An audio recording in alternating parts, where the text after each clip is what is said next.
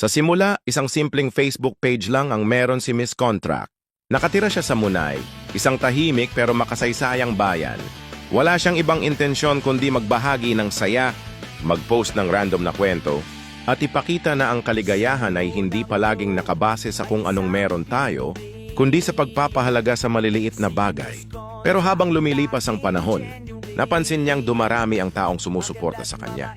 Ang dating simpleng page na pampalipas oras, unti-unting nagkaroon ng sariling komunidad.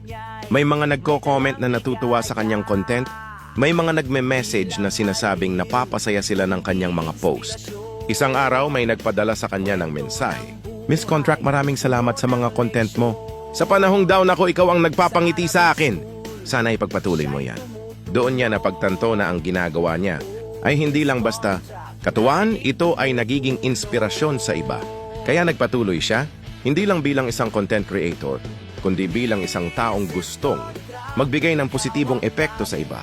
Mula sa pagiging simpleng Facebook page, nagsimula siyang mag-vlog, magbahagi ng kwento ng totoong buhay, at magdala ng saya sa mas maraming tao. Dumating ang mga hamon, may mga bashers, may mga taong hindi naniniwala sa kanya, pero hindi siya natinag. Dahil sa suporta ng kanyang mga followers, mas lalo siyang na-inspire. Sineryoso niya ang kanyang ginagawa, nag-improve sa paglikha ng content, at siniguradong bawat video niya ay may dalang ngiti at aral. Pero higit sa lahat, kahit sa kanyang simpleng paraan, hindi lang siya nagpapasaya, tumutulong din siya. Alam niyang hindi siya mayaman o makapangyarihan, pero sa abot ng kanyang makakaya, nagbibigay siya ng tulong sa mga nangangailangan sa Munay. Minsan, maliit na bagay lang, pagbibigay ng pagkain, pag-abot ng kaunting tulong, o simpleng pakikinig sa kwento ng iba. Pero para sa kanya, ang tunay na layunin ng kanyang ginagawa ay hindi lang para sa sarili kundi para makatulong kahit sa maliit na paraan. Ngayon, hindi lang siya basta si Miss Contract ng Facebook.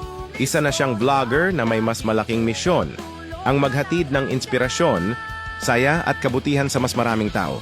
And sa kanyang journey, isang bagay ang natutunan niya. Kahit saan ka magsimula, kahit gaano kaliit ang meron ka, kung may puso ka sa ginagawa mo, maaari itong lumaki at magkaroon ng mas malaking layunin.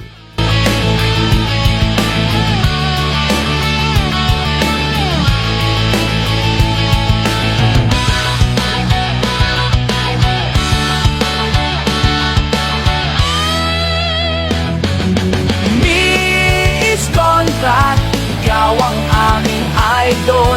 Sa kabutihan, ikaw ang simbolo.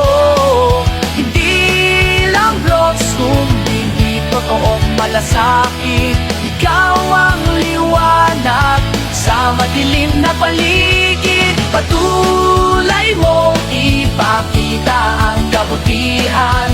Kami susuporta sa